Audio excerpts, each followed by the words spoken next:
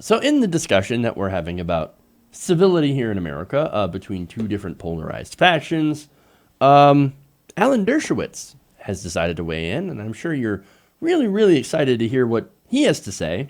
Well, even if you're not, he's actually very tired of intolerance from the left. Oh, of course. Now, recently he wrote an op-ed in The Hill that claims that liberals in Martha's Vineyard have become so intolerant that they are shunning him from their fancy parties. Oh my God. The humanity! What is Alan Dershowitz ever going to do if he doesn't get invited to the fancy parties on Martha's Vineyard? Now, of course, this all started when Maxine Waters said that we should challenge the administration officials, wherever they're at, if we see them out in public over the policies of that administration. Now, of course, Donald Trump and the right wing, they're like, they're being so violent. They're attacking us in the street. No, we're not. And look, a recent story. Scott Pruitt sitting and dining in a restaurant. And a woman walks up to him, and she's carrying her child in her arms. Said, "Hey, this is my son. Turns out he likes clean air, animals, and clean water." That was enough to get Scott Pruitt to get up and walk away. A snowflake. If you can't handle that kind of criticism, then what are you even doing in government? Of course, the administration is getting a lot of criticism because of the terrible things that they're doing. So people, of course, when they see them, they're speaking out. And Maxine Waters is like, do that. Yes, challenge them. Now, of course, Trump supporters and officials are not happy about that. Now, the thing about that is I think that that's actually part of free speech. And actually, it's in a way petitioning your government in order to redress your grievances, like calling out your politicians. It's also in the case of, for example, you have, after Maxine Waters said you should challenge people, well, you had Sarah Huckabee Sanders that got asked to leave the Red Hen restaurant. Politely, of course. Hey, look, we don't agree with your administration's policies. You work for the administration. You're the mouthpiece for that administration. And we're just not comfortable serving you here. I know they judged her on the content of her character instead of the color of her skin. And, of course, conservatives went apoplectic over it. And now Dershowitz thinks that doing all that stuff is crossing the line. And to be fair, look, this is something that I completely disagree with Bernie Sanders on. Bernie Sanders said, look, we do need to be civil. You can't do that. You can't kick somebody out or ask somebody to leave if you don't agree with them politically. Well, again, I disagree with Bernie Sanders because this is more than just having a political disagreement. This is basic human decency that we're talking about. So anyway, Dershowitz, let me get to the op-ed that he wrote in The Hill. He said, Waters does not speak for all Democrats or liberals, nor do those who threw Sarah Huckabee Sanders out of the Red Hen restaurant. Neither do those who have harassed other members of the Trump administration. Yes, these are people who have been directly affected by some of the decisions in the Trump administration. Those are the ones that are speaking out. But no, that's harassment. Forget what the Trump administration is doing to their lives with their policies that are abhorrent. No. We're just going to worry about the safety and security and the feelings of the people in power. No, fuck the people in power and fuck their feelings. I think we're pretty clear about that. Remember, what we're talking about here is stuffing kids in cages. That's what they were doing. They were putting kids in cages and separating them from their families, okay? And sometimes they would even charge parents hundreds of dollars to be reunited with their kids, or made them sign things that they would deport them if they were going to go get their kids, to drop their asylum cases. Oh, you can get your kid back if you say that you're not going to seek asylum after all, you drop your case. But wait a minute, that's extortion. Don't care. You ever want to see your kid again, then you just have to leave and take your kid with you. That's what we're talking about here. This is a debate. No, it's not a debate. Look, Dershowitz, though, says that the people that are challenging members of the administration that are taking part and defending this policy are saying that these rude extremists are a symptom of the times. You hear that? You're the extremist. You're not separating families at the border. You're not stuffing kids into cages. You're the extremist, though? That's bullshit. We're not the ones that are destroying the rule of law or doing horrific policies that impact regular people. But we're the rude ones because we decide that sometimes we want to yell at a politician. Oh my God, how sad. He said the divisions have gotten so bad that many on both sides refuse to speak or listen to those on the other side. Either you are for Trump or against him, and that is all some people need to know to make judgments about you. Well, I think this is the case. Look, in normal circumstances, if our politics were sane, then, okay, you can make a point about, look, there are good ideas on both sides. And there's disagreements on both sides, but we can come to an agreement. But this is different. This is far different from that. We're a far cry. The Overton window has shifted so far to the right that here you have a president that says Nazis are also some good people. For example, in Charlottesville. Oh no, there are good people on both sides. No, on one side there are Nazis, and Nazis are terrible people. And they will always be terrible people. It's that equivocation that is frustrating. Look, if you support this policy, which is aimed at discouraging asylum seekers, and because that's what a majority of these people are, by the way, they're here seeking asylum from dangerous conditions in their home countries. Those conditions include rampant gang violence and death. If you support holding children hostage to get people to sign deportation orders or to promise that they're going to drop their asylum cases, then you're a garbage person. And it shows that you don't want anyone here. Because what they're doing, asking for asylum, is the legal way to ask for asylum. You show up at a port of entry, you surrender yourself, and you say, I want to be here for asylum. I want to apply for asylum. And then they're supposed to take you in and do asylum.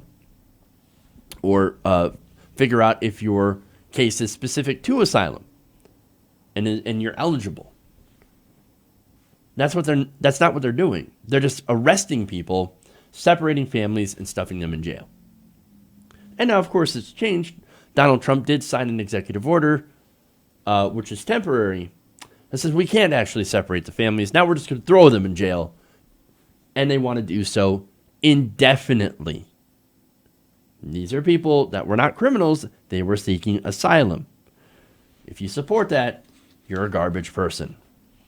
And don't be surprised when someone sees you on the street and calls you a garbage person. Now, anyway, here's the best part, right? So, back to Dershowitz. Now, he's actually really heard about this because he's been shunned by the people at Martha's Vineyard. Quote, for them, it is enough that what I have said about the Constitution might help Trump. So they are shunning me and trying to ban me from their social life on Martha's Vineyard. Oh, how sad. One of them, an academic at a distinguished university, has told people that he would not attend any dinner party to which I was invited. Oh no! Oh, poor Alan Dershowitz. Oh my God, he can't go to a dinner party. Shut the fuck up. I hate this guy. Now, he continues. He and others have demanded trigger warnings so that they can be assured of having safe spaces in which they will not encounter me or my ideas. Or maybe you're just an insufferable ass and nobody wants to hang around you.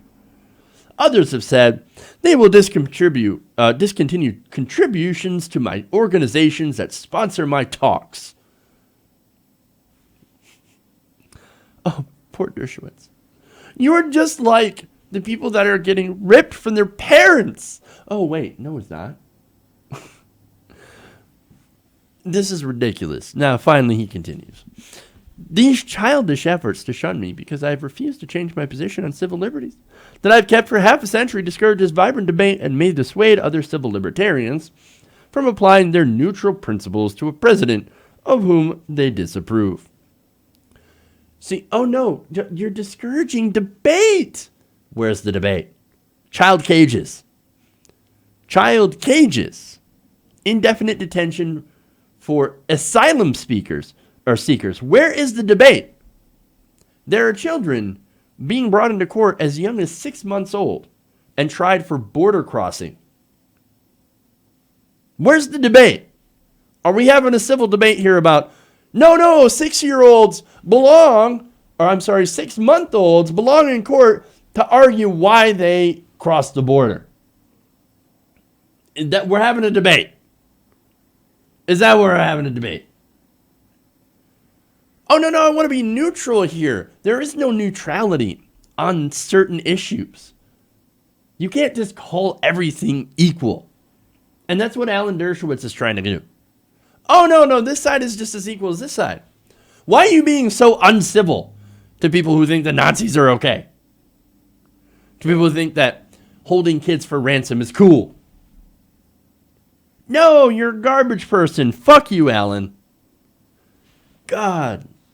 Oh, I'm sorry. Is this triggering other civil libertarians from applying neutrality to an issue which shouldn't at all be neutral?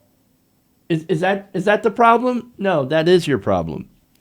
He even compared his treatment by a few rich liberals, which I don't agree. I have a lot of problems with the bourgeois liberals, right, and their limousines. But he compared this treatment, saying, I don't want to go to a dinner party if Alan Dershowitz is there, because Dershowitz is kind of a dick. Well, he compared this to McCarthyism. Yeah, McCarthyism. Look, man, that's insanity. Oh, no, you're treating me so unfairly. Like the people who were accused of being communists back in the 1950s and 60s. That's how they're treating me. I'm like a pariah at Martha's Vineyard. No, suck it up, dude. And right now, he thinks that Maxine Waters is the problem. Maxine Waters is the problem. Not the fact that our discourse has gone so far to the insane right wing on issues that you can't have a conversation with Nazis. Nobody should be having conversations with Nazis. But that's what they're urging. Oh, civility. We need more stability in politics. Things are so uncivil. We're being so unfair to Nazis. No, dude, fuck off. Maxine Waters has been getting death threats. Okay, for just saying that we should challenge people in the administration, that we should call them out and say, hey, look, if you see somebody from the administration having a meal, tell them how you feel. Don't attack them. Don't do physical altercation, but just say, hey, I disagree with your political stance.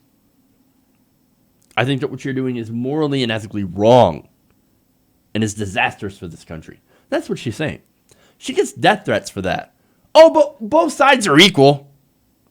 Both sides are I'm just here to encourage debate between two perfectly reasonable sides. Again, if things were reasonable, I would agree with him, but things are not reasonable. Both sides are not the same. And both sides do not have good ideas.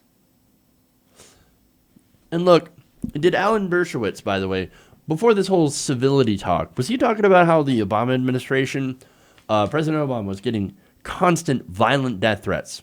And people in the administration were getting constant violent death threats urged on by the right wing. No.